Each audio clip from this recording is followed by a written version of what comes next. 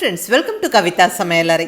இன்னைக்கு நம்ம பார்க்க போற ஸ்பெஷல் ரெசிபி நல்ல ஒரு சுவையான கருவாட்டு குழம்பு. கிராமத்து ஸ்டைல் கருவாட்டு குழம்பு. இந்த கருவாட்டு குழம்பு மோஸ்ட்லி எல்லாருக்குமே பிடிக்கும். நான்வெஜ் பிரியர்களுக்கு இந்த கருவாட்டு குழம்பு எப்பவுமே ஒரு ஸ்பெஷல் தாங்க. அதுவும் நல்ல பர்ஃபெக்டாக உப்பு காரம் புளிப்பெல்லாம் சேர்த்து நல்ல ஒரு திக்கான கருவாட்டு குழம்பு இந்த மாதிரி வச்சா எல்லாருமே விரும்பி சாப்பிடுவாங்க. இங்கே நான் ஷேர் பண்ணுற ரெசிபியில் என்ன ஸ்பெஷல்னா, நல்ல கிராமத்து முறைப்படி மல்லி மிளகாய் மசாலா எல்லாம் பக்குவமாக வறுத்து அதை நல்லா அரைச்சி நல்ல ஒரு கருவாட்டு குழம்பு செய்கிறேங்க. டேஸ்ட்டும் வாசனையும் அட்டகாசமாக இருக்கும். ஒரு தடவை இந்த மெத்தடில் நீங்கள் செஞ்சு பார்த்தீங்கன்னா கண்டிப்பாக திரும்ப திரும்ப செய்வீங்க. அந்தளவுக்கு ரொம்ப சுவையாக இருக்கும். ஒரு சிம்பிளான ரெசிபி தான். வாங்க அருமையான கருவாட்டு குழம்பு எப்படி பண்ணுறதுன்னு பார்க்கலாம். இங்கே ஒரு 150 கிராம் அளவுக்கு சாலக்கருவாடு எடுத்திருக்காங்க. நல்லா உப்பு மஞ்சள் எல்லாம் போட்டு காய வச்ச கருவாடு. இதில் குழம்பு வச்சா ரொம்ப நல்லா டேஸ்ட்டாக இருக்கும். ரொம்ப நல்லதும் கூடங்க. இந்த கைகால் வலி இருக்கிறவங்க, சளி பிடிச்சி ஒரு மாதிரி உடம்புலாம் டயர்டாக இருந்தால் இதில் குழம்பு வச்சு தருவாங்க. டக்குன்னு நம்மளுக்கு சரியாகும். ரொம்ப நல்லா டேஸ்ட்டாக இருக்கும். நம்ம இன்னும் 4 வாய் சாதம் கூட அதிகமாக சாப்பிடுவோம். அந்தளவுக்கு ரொம்ப நல்லாயிருக்கும். ஃபஸ்ட்டு இதை நல்லா சுடுதண்ணி விட்டு ஊற வச்சு நம்ம நல்லா கழுவி எடுத்துக்கணும். மேலே நிறைய செதில் இருக்கும். ஸோ ஒரு 2-3 வாட்டி நல்லா சுடுதண்ணி விட்டு நல்லா கழுவணும். ஒரு 10 நிமிஷம் ஊற வச்சுட்டு கழுவினாலும் நல்லது. பாருங்கள், இப்படி நல்லா ஒரு 2-3 வாட்டி கழுவி எடுத்துட்டேன். மேலே இருக்க அந்த செதிலெல்லாம் கொஞ்சம் சுரண்டி எடுத்தாச்சு. ஊறுனாவே நம்மளுக்கு டக்குன்னு அந்த செதிலெல்லாம் எடுக்கிறதுக்கு ஈஸியாக இருக்கும். அப்புறம் இந்த தலைப்பகுதி வேண்டாம். அது நரன்னு இருக்கும் நம்ம குழம்புல போட்டால். ஸோ அதை நம்ம கட் பண்ணி எடுத்துடலாம். நான் எப்பவும் சேர்க்க மாட்டேன். இப்படி இந்த தலைப்பகுதியெல்லாம் இப்படி கட் பண்ணி எடுத்துக்கிறேன். இது வேஸ்ட்டு. நம்ம இது யூஸ் பண்ண வேண்டாம்.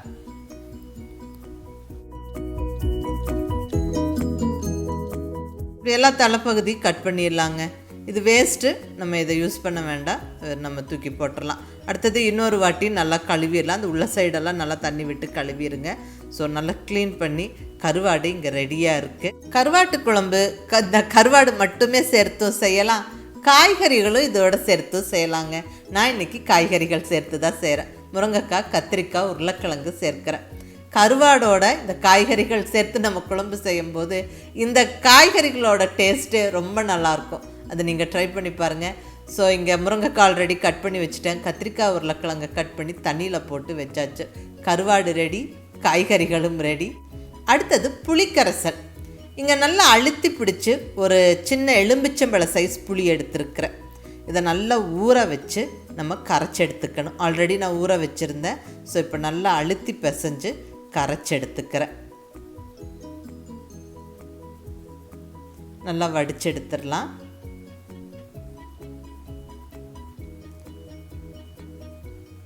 இப்போ இங்கே புளிக்கரைசல் ரெடி பண்ணி வச்சாச்சுங்க.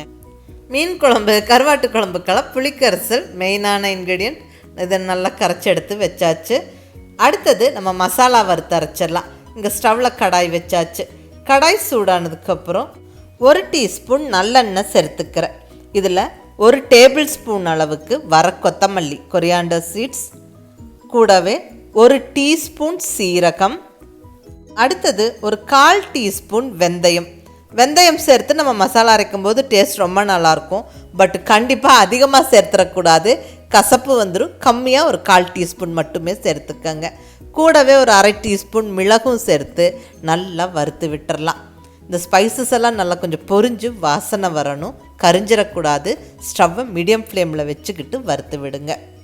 பாருங்கள், ஸ்பைசஸ் எல்லாம் நல்லா ஓரளவுக்கு வறுபட்டுருச்சு. இப்போ இந்த ஸ்டேஜில் மிளகாய் சேர்த்துக்கலாம். நான் இங்கே 6 காரமான வரமிளகாய் சேர்த்துக்கிறேன். கூடவே காஷ்மீரி சில்லி ஒரு 4. இதில் பெருசாக காரம் இருக்காது, பட் நல்ல கலர் கொடுக்கும். அதுக்கு வேண்டி மட்டுமே இந்த காஷ்மீரி மிளகாய் சேர்த்துக்கிறோம். இது வேணும்னா சேர்த்துக்கங்க, இல்லைன்னா ஸ்கிப் பண்ணிக்கலாம். நல்லா வறுத்து விட்டுறலாம். காரம்லாம் உங்களுடைய டேஸ்ட்டுக்கு தகுந்த மாதிரி அட்ஜஸ்ட் பண்ணிக்கோங்க. ஸோ மிளகாய் அதுக்கு தகுந்த மாதிரி சேர்த்துக்கங்க. நல்லா ஒரு 1-2 நிமிஷம் வறுத்து விட்டதில் அந்த மல்லி மிளகாயெல்லாம் நல்லா வறுபட்டுருச்சு. இனி ஸ்டவ் ஆஃப் பண்ணி ஆற விட்டுட்டு மிக்ஸி ஜாரில் சேர்த்து விட்டு நல்லா பொடிச்சிடலாங்க. ஸோ வறுத்த பொருட்களை கம்ப்ளீட்டாக மிக்ஸி ஜாரில் சேர்த்து விட்டுருவோம். ஃபஸ்ட்டு இந்த ஸ்பைசஸ் எல்லாம் நல்லா பொடிச்சிடலாம். அதுக்கப்புறம் வெட் இன்க்ரீடியன்ஸான வெங்காயம், தக்காளி, பூண்டெல்லாம் வதக்கி இதோட சேர்த்து அரைச்சிக்க போகிறோம். அந்த ஸ்பைசஸ் எல்லாம் ஆறிட்டு இருக்கட்டும். அதுக்குள்ளே நம்ம வெங்காயம் தக்காளி எல்லாம் வதக்கிடலாம். இங்கே ஒரு 2 ஸ்பூன் ஆயில் சேர்த்தாச்சு அதே கடாயில். இதில் ஒரு 20 சின்ன வெங்காயம் சேர்த்துக்கிறேன். கூடவே ஒரு 7-8 பல் பூண்டு நல்லா வதக்கிடுவோம். வெங்காயமும் பூண்டும் நல்லா கலர் மாறுற வரைக்கும் வதங்கணும். ஸோ பொறுமையாக வதக்கி விடுங்க.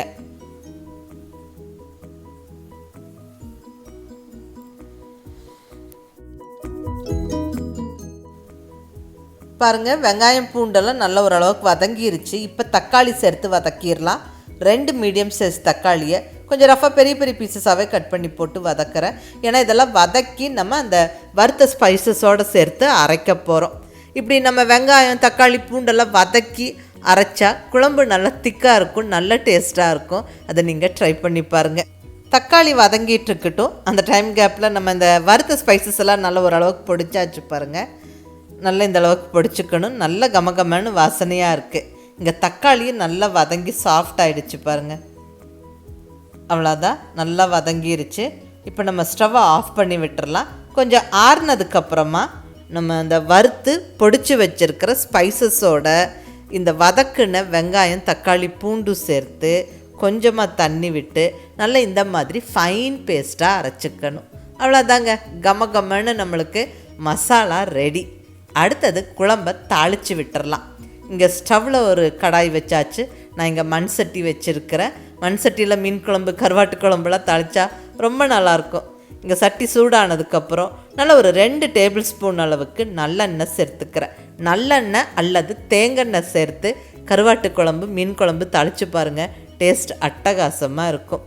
எண்ணெய் சூடானதுக்கப்புறம் 1 டீஸ்பூன் கடுகு, 1 டீஸ்பூன் உளுந்தம்பருப்பு சேர்த்து நல்லா பொரிய விட்டுறலாம். கூடவே ஒரு 10-12 வெந்தயம். இந்த வெந்தயம் மிஸ் பண்ணாமல் சேர்த்துக்கங்க, ரொம்ப நல்லது, டேஸ்ட்டும் ரொம்ப நல்லாயிருக்கும். இப்போ ஒரு கொத்து ஃப்ரெஷ்ஷான கருவேப்பிலை, கூடவே ஒரு 6-7 பல் பூண்டு, நல்ல பொடியான இருக்குன்னு பூண்டு சேர்த்து விட்டுறலாம். அடுத்தது 3 பச்சை மிளகா. இந்த பச்சை மிளகா மிஸ் பண்ணாமல் சேர்த்துக்கங்க, ஃப்ளேவர் ரொம்ப நல்லாயிருக்கும். கூடவே ஒரு 10-15 சின்ன வெங்காயத்தை பொடியாக நறுக்கி சேர்த்து நல்லா வதக்கி விட்டுறலாங்க. அடுத்தது கட் பண்ணி ரெடியாக வச்சுருக்கிற காய்கறிகளை சேர்த்துக்கலாம். ஒரு முருங்கைக்காய் கட் பண்ணியிருக்கிறேன். கூடவே 4 கத்திரிக்காய், ஒரு பெரிய சைஸ் உருளைக்கிழங்கும் கட் பண்ணி சேர்த்துக்கிறேன். நல்லா வதக்கி விட்டுறலாங்க. வதங்கியே இந்த காய்கறிகள் ஒரு 60-70% வெந்துடணும். காய்கறிகள் சீக்கிரமாக வதங்கி வெந்து வரக்கு உப்பு மஞ்சள் தூள் சேர்த்துடலாம். இங்கே ஒரு 1/4 டீஸ்பூன் அளவுக்கு மஞ்சள் தூள் சேர்த்துக்கிறேன். கூடவே ஒரு 1/2 டீஸ்பூன் உப்பு சேர்த்துக்கிறேன். எப்பவும் கருவாட்டு குழம்புக்கு நம்ம உப்பு பார்த்து சேர்க்கணும். ஏன்னா கருவாடு காய வைக்கும்போது நிறைய உப்பு போட்டு காய வச்சுருப்பாங்க. ஸோ அது மட்டும் நம்ம கவனமாக சேர்த்துக்கணும். இப்போ கொஞ்சமாக தான் உப்பு சேர்க்குறேன். அப்புறம் ஃபைனலாக நம்ம செக் பண்ணிவிட்டு மீதி உப்பு சேர்த்துடலாங்க. மூடி வச்சு ஒரு 4-5 நிமிஷம் வேக விடுவோம்.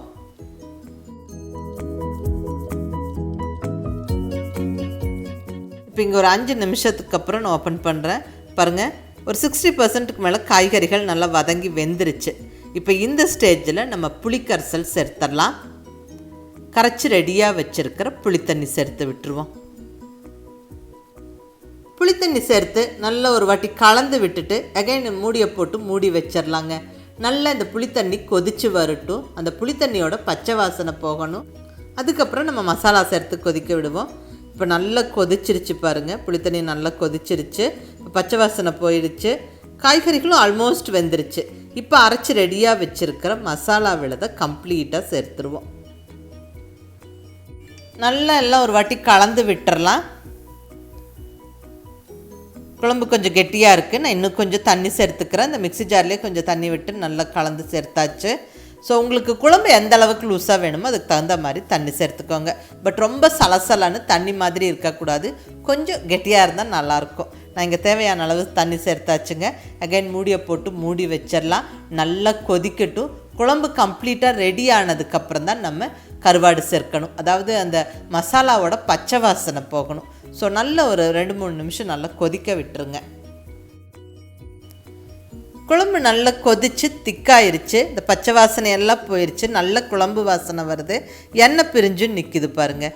இப்போ இந்த ஸ்டேஜில் நம்ம கழுவி ரெடியாக வச்சுருக்கிற சாலக்கருவாடு சேர்த்துடலாம். ஒவ்வொன்றா எடுத்து அழகாக போட்டு விட்டுருங்க. நம்ம மீன் குழம்புக்கு எப்படி மீன் சேர்த்ததுக்கப்புறம் ரொம்ப கிளறி விடக்கூடாதோ அதே மாதிரி இந்த கருவாடு சேர்த்ததுக்கப்புறமும் ரொம்ப கிளறி விடாதீங்க, உடஞ்சிரும் நம்மளுக்கு கருவாடு. ஸோ முழுசாக அப்படியே வேணும்னா அளவாக மட்டுமே அப்படியே லைட்டாக கலந்து விட்டுட்டு அகைன் நம்ம மூடி வச்சிடலாம். நல்ல ஒரு 2 நிமிஷம் கொதித்து வரட்டுங்க. சீக்கிரமாக சாஃப்டாக வெந்துடும். ஏன்னா நம்ம நல்லா சுடுதண்ணியெல்லாம் விட்டு நல்லா கழுவிட்டோம். நல்லா சாஃப்டாக தான் இருக்கும் கருவாடு. நல்லா இப்போ உப்பு காரம் பிடிச்சி குயிக்காக வெந்துடும். ஸோ மூடி வச்சுருவோம். ஒரு 2 நிமிஷம் அப்படியே இருக்கட்டும். இப்போ ஒரு 2 நிமிஷம் கழித்து ஓப்பன் பண்ணி கலந்து விட்டு உப்பெல்லாம் செக் பண்ணிவிட்டு நம்ம இப்போ இந்த ஸ்டேஜில் உப்பு சேர்த்துக்கலாங்க. ஏன்னா கருவாட்டில் வந்து நல்ல உப்பு இருக்கும். ஸோ அது கவனமாக பார்த்துட்டு தான் நம்ம சேர்க்கணும். ஸோ கருவாடு சேர்த்து நல்லா ஒரு 2-3 நிமிஷம் கொதிக்க விட்டுட்டு அதுக்கப்புறம் உப்பு செக் பண்ணிவிட்டு சேர்த்துக்கங்க. இப்போ நான் தேவையான அளவு உப்பு சேர்த்தாச்சு. நல்லா ஒரு வாட்டி கலந்து விட்டுட்டு இப்போ அகைன் லிட்டை போட்டு க்ளோஸ் பண்ணிவிட்டு ஸ்டவ்வை ஆஃப் பண்ணி விட்டுறலாம். நம்ம இங்கே மண் சட்டியில் குழம்பை தாளித்து விட்டுருக்கோம். ஸ்டவ்வை ஆஃப் பண்ணினதுக்கப்புறமும் ஒரு 2-3 நிமிஷம் நல்லாவே கொதிக்கும் குழம்பு. ஸோ அப்படியே ஆஃப் பண்ணி விட்டுருவோம். பாருங்கள், குழம்பு இன்னும் நல்லா கொதிச்சுட்டே தான் இருக்குது. அதாவது அந்த மண் சட்டியோட சூட்டுக்கு குழம்பு ஒரு 2-3 நிமிஷம் நல்லா கொதிக்குங்க. அதுலேயே அந்த கருவாடெல்லாம் வந்து நல்லா வெந்துடும். அதாங்க இப்போ ஒரு 5 நிமிஷம் கழித்து நான் ஓப்பன் பண்ணுறேன். வாவ், நல்ல கமகமன்னு வாசனையோட அந்த எண்ணெய் எல்லாம் பிரிஞ்சு பர்ஃபெக்டான கருவாட்டு குழம்பு ஜம்முன்னு ரெடி ஆயிடுச்சு. பார்க்குறக்கே ரொம்ப அழகாக இருக்குது, நல்ல வாசனையாக இருக்குது, சாப்பிட்றதுக்கு ரொம்ப டேஸ்ட்டாக இருக்கும். நீங்கள் இதே மாதிரி ட்ரை பண்ணி பாருங்கள். நல்ல சுட சுட சாப்பாட்டு மேலே இந்த கருவாட்டு குழம்பு ஊற்றி நல்லா பிசைஞ்சு சாப்பிட்டா ஆஹா அட்டகாசமாக இருக்குங்க. நம்ம இங்கே மசாலாலாம் நல்லா பர்ஃபெக்டாக வறுத்து அரைச்சி இந்த குழம்பு வச்சங்காட்டிக்கு குழம்பு நல்லா திக்காக நல்லா இருக்குது. நான் இந்த கருவாட்டு குழம்புல தேங்காய் சேர்க்கலை. தேங்காய் சேர்க்காமல் நம்ம இந்த கருவாட்டு குழம்பு மீன் குழம்புலாம் வச்சா ஒரு 2 நாள் வச்சு கூட சாப்பிடலாம், சீக்கிரம் கெட்டு போகாது. பட் இதுவே நம்ம தேங்காய் சேர்க்கணும்னு விருப்பப்பட்டால் சேர்க்கலாம். ஃபைனலாக நம்ம கொஞ்சம் தேங்காய் பால் அல்லது நல்ல ஒரு தேங்காவை அரைச்சி அந்த தேங்காய் விழுது சேர்த்து ஒரு 2 நிமிஷம் கொதிக்க விட்டு இறக்கிக்கோங்க. அவ்வளோதாங்க, அருமையான சுவையான கருவாட்டு குழம்பு ஜம்முன்னு ரெடி ஆயிடுச்சு. இங்கே நல்ல ஒரு பர்ஃபெக்டான மசாலா வறுத்து அரைச்சி இந்த குழம்பு வச்சுருக்குறோம். ரொம்ப நல்ல டேஸ்ட்டாக இருக்கும். நீங்கள் இதே மாதிரி ட்ரை பண்ணி பாருங்கள், ரொம்ப நல்லாயிருக்கும். ட்ரை பண்ணி பார்த்துட்டு உங்கள் ஃபீட்பேக் சொல்லுங்கள். பிடிச்சிருந்தால் லைக் பண்ணி ஷேர் பண்ணி கமெண்ட் பண்ணுங்கள். கவிதா சமையலறை சப்ஸ்கிரைப் பண்ணி என்னுடைய மற்ற ரெசிபீஸும் வீடியோஸும் பாருங்கள். தேங்க்யூ.